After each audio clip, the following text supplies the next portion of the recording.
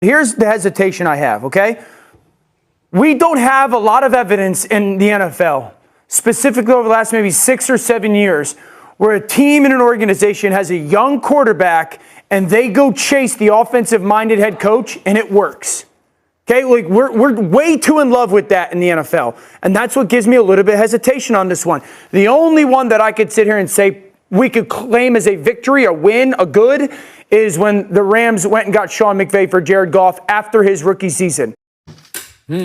Stand on your takes, Dan Orlovsky. Stand on them. Finally, putting coaching hires into perspective. This is Sports Guy talking that you guys are watching and listening to. I am Dustin Tran, your host, as I am here today to talk about Dan Orlovsky telling the truth about Ben Johnson for the Bears. With this hire, the Bears are going all in on the development of Caleb Williams. The Bears are currently coming off of a 5-12 season where 3 other teams in their own division made the NFL playoffs. Before I say anything else, though, I want to present you guys with a topic question. So, here it is. Will the Ben Johnson hire work out for the Bears in the short term? Yes, this was an excellent hire for the Chicago Bears. However, in the long term, I do not believe this hire will work out for the Chicago Bears because Ben Johnson loves running play action more than almost any other coordinator in the National Football League. However, Caleb Williams struggled in play action all throughout last year. Caleb Williams was quite frankly awful at that. Ben Johnson loves using play action more than any other coordinator because that's what he utilized in Detroit with Jared Goff. You also have to remember that Ben Johnson looked like an offensive genius because he had an elite offensive line on the Detroit Lions. However, Ben Johnson will not get to bring an elite offensive line with him to the Chicago Bears. The Chicago Bears O-line is considered to be one of the worst, if not flat out the worst offensive line group in all of football. They allowed 68 sacks on Caleb Williams this past season. Obviously, the Chicago Bears couldn't run the football either. DeAndre Swift got eaten up for lunch quite often. Rashawn Johnson had a disappointing year running the football as well. So when you look at the Chicago Bears O-line, it's a major concern. This is entirely a different personnel group than what Ben Johnson had to deal with. When Ben Johnson was calling plays for the Lions, he had a lot of weapons to work with in the O-line. The Lions O-line group was easily considered a top 5 group in the National Football League. When your offensive line is elite, it is very easy to call trick plays. However, when you have a bad offensive line, there are only so many trick plays you can call up in your playbook before it gets old. Obviously, Caleb Williams takes forever to also get rid of the football. There's a reason why he led the NFL in sacks. He also took a long time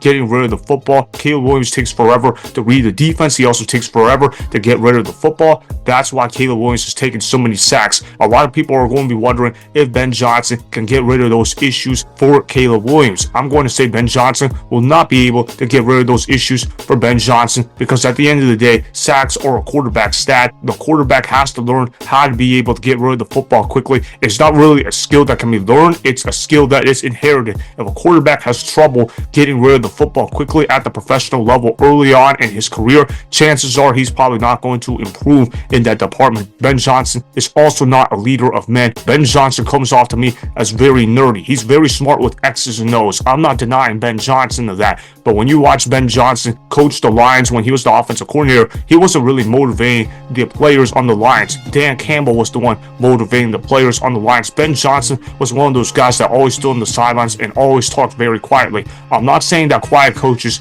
can't win in the National Football League, but if you hire a quiet head coach, you better be able to hire some dogs as your assistants. Now, whether or not the Bears do that, that remains to be seen. I'm hearing right now Dennis Allen is probably going to be the defensive coordinator for the Bears. I'm feeling uninspired by that hiring. Dennis Allen was a terrible coach when he was on the Saints. Now he's going to go to the Bears, a team that has even less talent on the defensive end of the field compared to the Saints. So we'll see how all that plays out. Hopefully the reports are not true, but if they are true, the Bears might be in for a world of trouble. I also want to show you guys this clip of Dan Orlovsky talking about Caleb Williams' fit with Ben Johnson. He compared the play action usage for the Bears last season compared to what the Lions were using for play action. I found those comparisons rather interesting. Roll the film. The fundamental element, the starting point, the foundational piece of Ben Johnson's offense is the play action pass.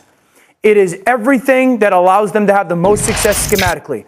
It is where Caleb Williams very much so struggled last year. Can he get better at it? Absolutely. Do I think that they were equivalent when it came to the styles of it? No. But that will be the most important part, the rhythm and the timing of that. If it doesn't get better, this won't work. Correct! Exactly, Dan Orlovsky. This is why I'm saying Dan Orlovsky is telling the truth about Ben Johnson. It seems like a great hire on the surface. In fact, I think this hire could work out immediately for the Chicago Bears. I wouldn't be surprised if the Bears achieve a winning season this upcoming year with Ben Johnson as their head coach. However, just because you achieve a winning record in your first season as a hotshot head coaching candidate, that does not mean you will be a successful head coach. Look at Brian Daboll for an example. The guy won a playoff game in year one for the Giants, but now he is regarded as a joke. You also look at Adam Gase. He was once considered a hotshot candidate, but obviously he was a failure as a head coach. When I watch Ben Johnson coach football, he reminds me way too much of Adam Gase. I remember Adam Gase used to be very smart with X's and O's. So is Ben Johnson. Here's the problem though. Adam Gase couldn't motivate his guys whatsoever. The players never believed in the philosophy of Adam Gase, and therefore the execution in Adam Gase's offense was always poor when he was a head coach. I could easily see the same thing happening with Ben Johnson as a head coach for the Bears. He's excellent with X's and O's. His creativity is at an elite level, but you better be able to be more than just an elite creator as a head coach. You got to be able to motivate guys, and if you can get guys to run through a brick wall for you, that's how I know that you have the respect from your players. Ben Johnson does not strike me as a guy that can gain respect from the players in terms of getting them to run through a brick wall. Look, I'm sure Ben Johnson is a nice man. I'm sure Ben Johnson is smart at football, but it takes more than being smart and nice to be a great head coach at the NFL level. It's either going to work out beautifully or it's going to end in disastrous tenure. I'm going to say it ends disastrously for the Chicago Bears. They might be able to succeed in the short term, but you got to remember that they play in a tough division. Ben Johnson is probably going to be the worst coach in that division because you got to remember they got Dan Campbell in there. He's the head coach of the Lions. He's an excellent head coach. You've got Kevin O'Connell. He's an excellent head coach for the Minnesota Vikings. And how about Matt LaFleur? He's done a really good job coaching up that Packers roster year after year. Can Ben Johnson remain on that level compared to those three guys? I highly doubt it. Ben Johnson doesn't strike me as a guy that can motivate the heck out of his players to get the most out of their skill sets. Players might not be willing to buy into Ben Johnson's offense because at the end of the day, it's a quarterback-driven league, and Caleb Williams takes entirely too long to get rid of the football. The Bears are going to be the worst team in that division. Do I like certain parts of the hire? Absolutely. But do I think it's going to work out? Absolutely not. I agree with Dan Orlovsky. Dan Orlovsky was warning the signs of how the Ben Johnson hire could not work out. Also, you have to remember the fact that hiring offensive-minded head coaches have not worked out in recent seasons. I understand that there was a trend to hire an offensive head coach to pair him with a young quarterback, and although that has worked at times, there have been other instances in the National Football League where that has not worked out whatsoever. Look at Brian Callahan for the Tennessee Titans. The Tennessee Titans thought it was a good idea to fire Mike Vrabel because he was a defensive-minded head coach in order to hire Brian Callahan, a coordinator that had experience in developing Joe Burrow into becoming one of the top players in the National Football League. And what happened? The Tennessee Titans became one of the worst teams in the league, and Will Levis looked like absolute garbage playing quarterback. It's a quarterback-driven league. I'm not a believer in Caleb Williams. Therefore, I'm not a believer in Ben Johnson